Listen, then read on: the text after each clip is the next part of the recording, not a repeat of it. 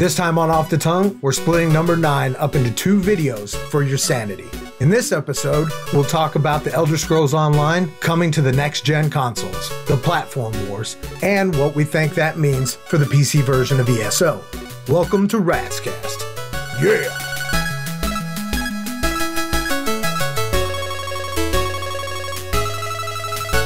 I think this E3 was better than last year. Yeah, I'm still game drunk from all the video games, man. I'm looking forward to a lot of the titles that are coming out. So what was, besides ESO, the most intriguing game that you found? The Witcher 3. Hell yeah. Right off the bat. Well, so I'm watching these, actually. The Witcher 3, of course, looks awesome. Battlefield 4, and The Division.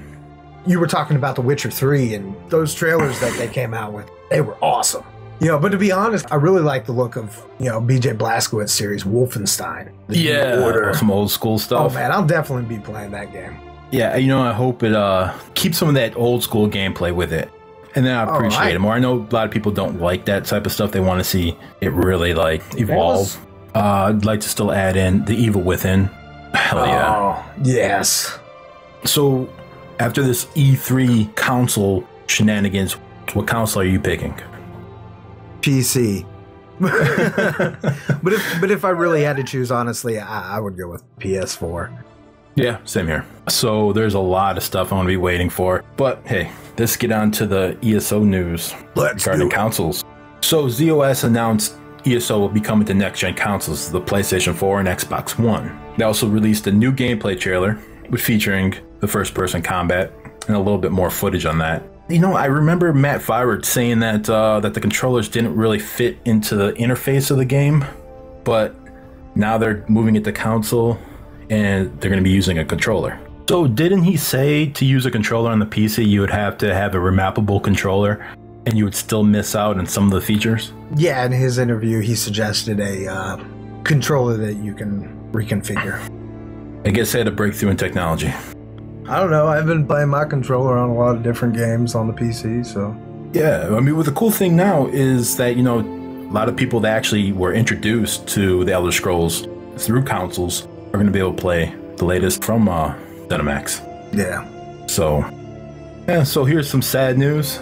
Depends on how you take it. ESO has been pushed back to spring of 2014. Now, what do you think about that? Personally... Yeah, I can understand. I'd rather a more polished version of the game be released. Even for consoles too. I don't want them to just slap out a version of ESO. Yes. So in the gameplay trailer, they showed some scenery shots from Skyrim Morrowind, but one of the most interesting things I see is what appears to be an elven giant. I didn't know they had knife ears. I never noticed that before. Wait, what? The elf ears? Yeah.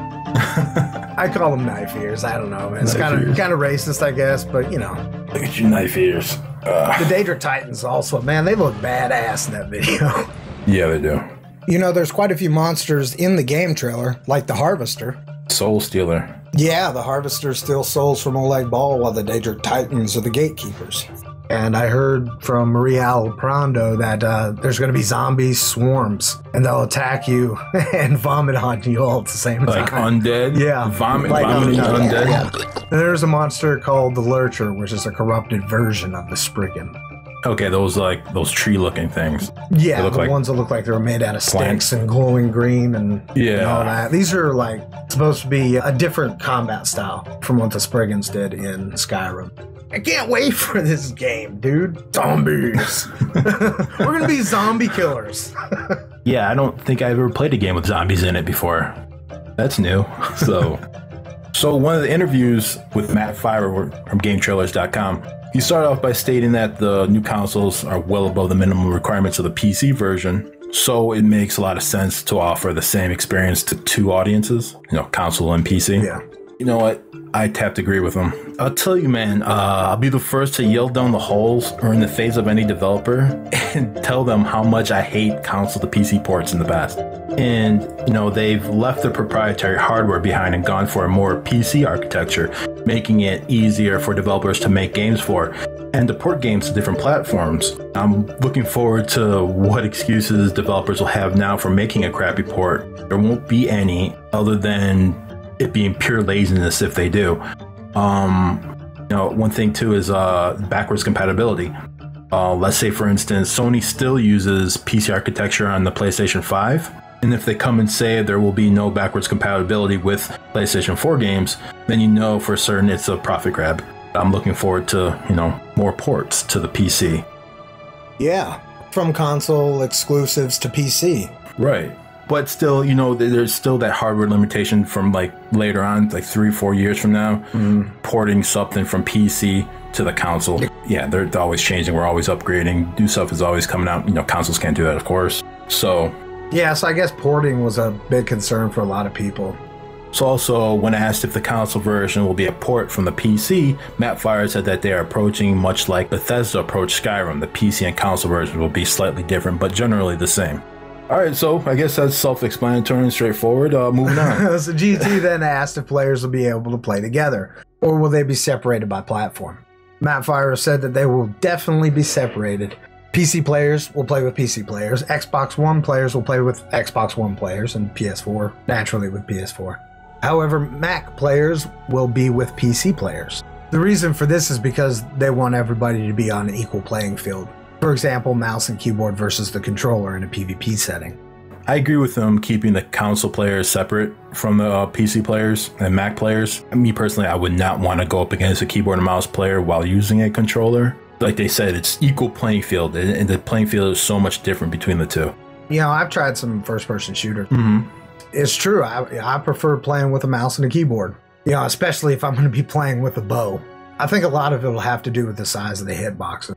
Hitboxes on PCs are generally pretty small, right? The hitboxes on consoles, and then with the aim assist, Right, yeah, the consoles usually have aim assist with them. You could go back to like what Call of Duty, even Battlefield games, first-person shooters in general, have a little bit bigger hitbox, and they have aim assist usually. Sometimes it's an option to turn on and off, but yeah. So GameStop asked Paul Sage, how does the chat communication work on consoles? He goes on, he says, we're still working on the console interface, but as you can probably imagine, one of the things we have just in an introduction is a radial menu. When you get next to somebody, you'll have context options like, I want to invite you to a group, things of that nature. So it will probably stem off of something like that.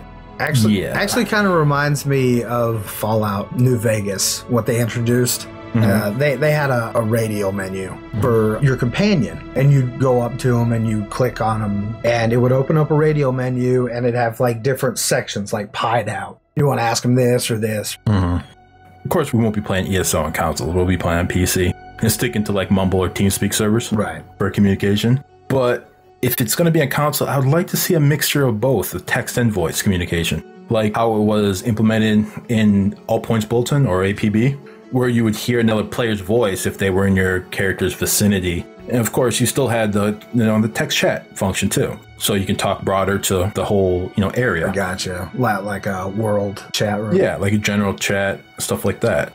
Yeah, DayZ also. Perfect, yeah. I prefer an in-game VoIP system.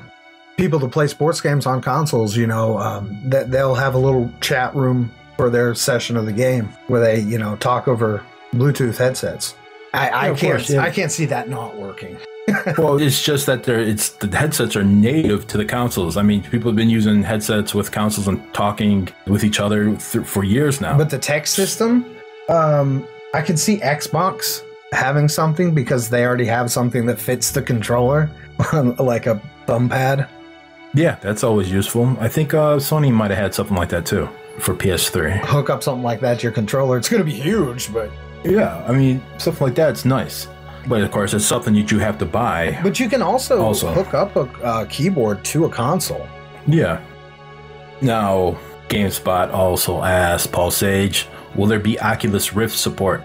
He says, that would be really cool, but we haven't got into an Oculus Rift territory at this point. Yeah, I mean, I'm hoping that they do. I would love to play. I would be willing to pay like $30 a month. If they would give me that would be great. For people that don't know what Oculus Rift is, it's a virtual 3D headset with very good graphics. Yeah, what they've been doing, they showed a lot of Oculus Rift gameplay for Doom 3. Yeah. It's, I think they might even have their own version of the game for the Oculus Rift.